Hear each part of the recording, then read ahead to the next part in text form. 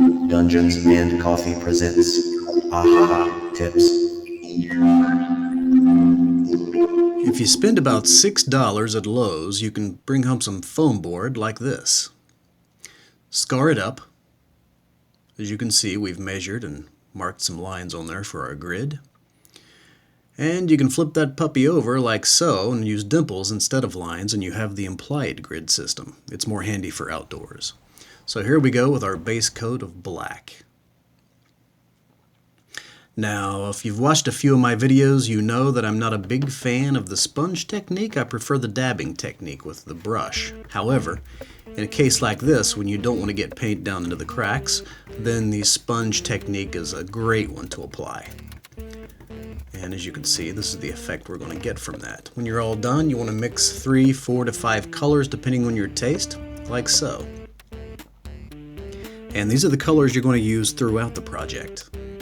Now here, what I'm going to do after it dries is I'm going to take a damp brush and I'm going to apply those exact same colors, but I'm going to put them over top of the other colors. So the brown over green, green over brown, gray over brown, etc. And I'm not sure if this translates real well on your video monitor, but this is kind of showing you how that blends in and why I go for that effect. That way you have a good variety of color on your dungeon tiles, and you don't have to be too picky about your modular pieces that you're going to use, because there's enough colors on here that pretty much anything is going to look pretty good with it. And here's some gray on brown. I'm just going to swirl that in and give some highlights. We want this to look like stains and odd, irregular, misplaced colors of the whole idea.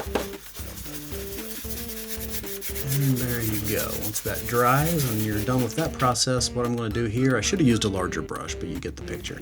I'm just going to use some white and just in occasional spots I'm going to highlight, especially where there's some cracks and tears in the dungeon tile. So when it dries, in typical lighting, it's going to look something like this.